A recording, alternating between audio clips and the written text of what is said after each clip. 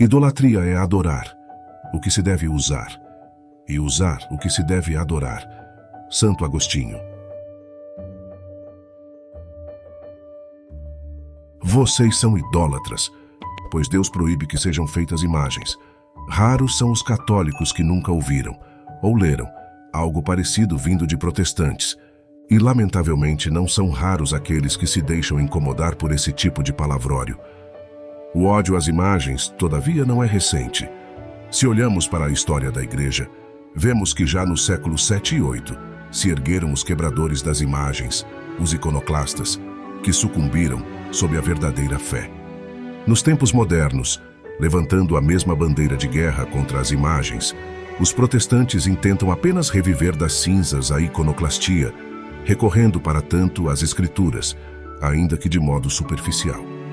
E o que dizem quando querem acusar a Igreja Católica de idolatria?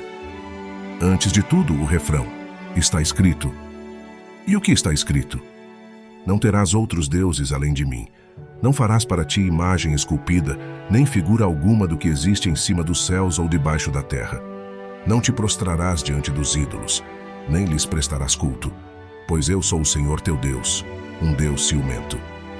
Pois bem, a Igreja Católica é fidelíssima ao primeiro mandamento, fidelíssima a esse trecho do livro do Êxodo que só pode ser entendido plenamente dentro de toda a Sagrada Escritura. Pois também está escrito: farás 2 querubins de ouro polido nas 2 extremidades do propiciatório, um de cada lado, de modo que os querubins estejam nos 2 extremos do propiciatório.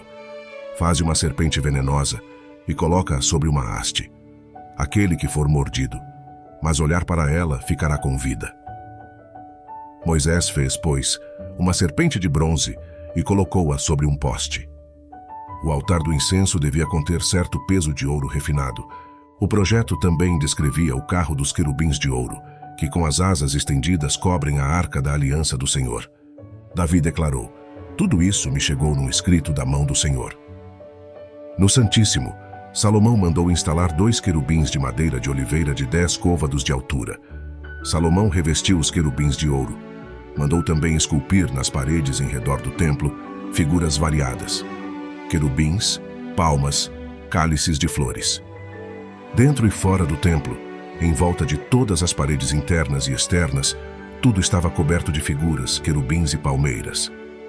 Estavam aí o altar de ouro para o incenso e a arca da aliança, toda recoberta de ouro, na qual se encontrava uma urna de ouro que continha o maná, o bastão de Aarão que tinha florescido e as tábuas da aliança. Sobre a arca estavam os querubins da glória, que com sua sombra cobriam a bandeja para o sangue da expiação. E agora, primeiro Deus ordena não fazer imagens e depois ordena fazê-las. O que acontece? O problema é que Deus se contradiz ou que nós não o entendemos. Não podemos furtar-nos dessa questão. Indubitavelmente Deus não se contradiz, senão seria apenas mais um deusinho, feito por mãos humanas, e não o verdadeiro Deus. O problema tem seu início quando a Bíblia é lida por meio de versículos isolados, sem a necessária unidade de toda a Escritura, e quando sua interpretação é submetida inteiramente ao leitor, posto como autoridade máxima do exame bíblico. Tal problema é tão infesto que a própria Sagrada Escritura o denuncia. O episódio da tentação de Jesus no deserto, por exemplo, torna claro como é possível adulterar a palavra de Deus, dando-lhe uma interpretação completamente equivocada. O demônio abriu a Escritura e citou-a para tentar Jesus. Está escrito, disse. De fato, o uso da Sagrada Escritura para justificar as próprias ideias e interesses, mutilando-a e adulterando-a, gera sérias consequências e tem sido cada vez mais frequente. Lembremo-nos de Lutero, outrora monge católico, e seus seguidores. Esses mutilaram o cânon bíblico, retirando diversos livros de suas Bíblias, e disseram-o sola Scriptura. Ora, foi da Escritura que retiraram tal lema e a lista dos livros que lá não deveriam permanecer? Desde a tentação de Jesus no deserto, passando por todas as heresias da história da Igreja até os nossos dias, más intenções, mutilações e ignorância bíblicas têm nos acompanhado, fazendo a palavra de Deus padecer uma verdadeira paixão em seu corpo, dilacerado pelas más interpretações. Quanto à perícope do livro do Êxodo e outras sobre as imagens, a proibição refere-se aos ídolos e, portanto, às imagens dos ídolos. Um ídolo é uma figura representativa de um deus falso, comum entre os povos pagãos. Diz o salmista: os ídolos das nações são prata e ouro, feitos por mãos humanas. Têm boca e não falam, têm olhos e não veem, têm ouvidos e não ouvem, têm nariz e não cheiram, têm mãos e não palpam, têm pés e não andam, da garganta não emitem sons. Quando Deus diz, não farás para ti imagem esculpida, a palavra utilizada para imagem é temuná, empregada justamente para falar dos ídolos dos deuses pagãos, tanto que na famosa versão dos 70, tradução do hebraico para a língua grega, feita nos séculos 3 e 2 a.C., a palavra é traduzida por eidolon, ou ídolo, com acepção muito diversa da palavra eikon, ou ícone. Ou seja, o primeiro mandamento condena o politeísmo. Exige do homem que não acredite em outros deuses além de Deus, que não venere outras divindades além da única. Ensina, ademais, o catecismo. A idolatria não diz respeito apenas aos falsos cultos do paganismo. Continua a ser uma tentação constante para a fé. Ela consiste em divinizar o que não é Deus.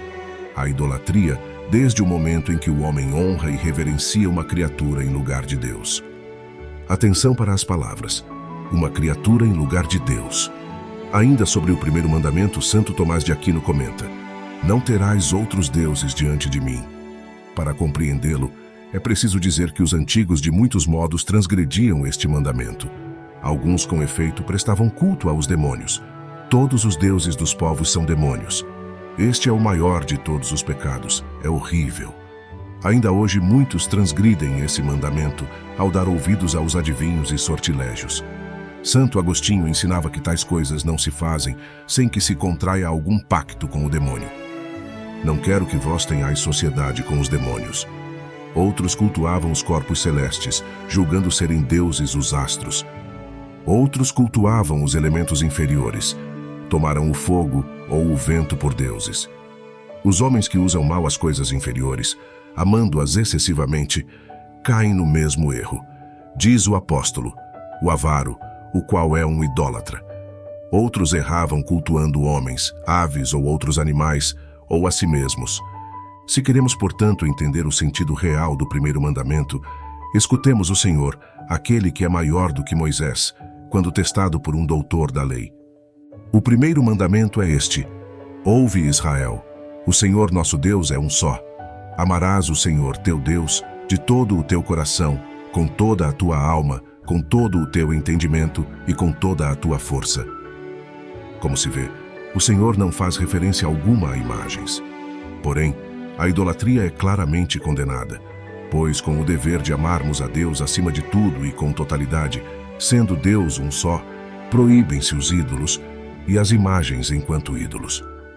Não se trata desse modo de proibição sobre qualquer espécie de escultura, de pintura, de desenho, etc. Caso contrário, a arte como um todo estaria proibida, além de fotografias e objetos de decoração. Por conseguinte, para a Igreja Católica, as imagens de Nosso Senhor Jesus Cristo, de Sua Santíssima Mãe, dos santos anjos e dos santos não são ídolos e o culto cristão das imagens não é contrário ao primeiro mandamento, que proíbe os ídolos. Com efeito, a honra prestada a uma imagem remonta ao modelo original, e quem venera uma imagem, venera nela a pessoa representada. A honra prestada às santas imagens é uma veneração respeitosa e não uma adoração, que só a Deus se deve. Uma carta escrita entre os anos de 726 e 730 d.C. ao ímpio Leão III, imperador iconoclasta, é resposta acertadíssima também aos iconoclastas modernos. E dizes que nós adoramos pedras, paredes e painéis de madeira. Não é assim como dizes, ó imperador, mas para nossa memória e nosso estímulo, e para que nossa mente lerda e fraca seja dirigida para o alto por meio daqueles aos quais se referem esses nomes, invocações e imagens, e não como se fossem deuses, como tu dizes, longe de nós. De fato, não pomos nossa esperança nesses objetos. E se é uma imagem do Senhor, dizemos: Senhor Jesus Cristo, Filho de Deus, socorre-nos e salva-nos. Se é da sua Santa Mãe, dizemos: Santa Mãe de Deus, Mãe do Senhor, intercede junto ao teu Filho, nosso verdadeiro Deus, para a salvação das nossas almas. Se é do mártir, dizemos: Ó Santo Estevão, protomártir, tu que derramaste o sangue pelo Cristo, com tua liberdade de falar, intercede por nós. E para qualquer mártir que venceu o martírio, assim dizemos, elevamos semelhantes orações por meio deles. E não é verdade que chamamos os mártires de deuses, como dizes, ó Imperador. Infelizmente, muitos continuarão com uma impiedade desenfreada e tagarelando incompreensões. Deveras, muito mais seria necessário dizer sobre os abusos na interpretação da Sagrada Escritura e as acusações injustificadas feitas à Igreja Católica, provenientes em primeiro lugar da ignorância e, quem sabe, da má intenção. Porém, é certo que quem não quer ouvir, não ouve. Que o Senhor tenha piedade de todos nós.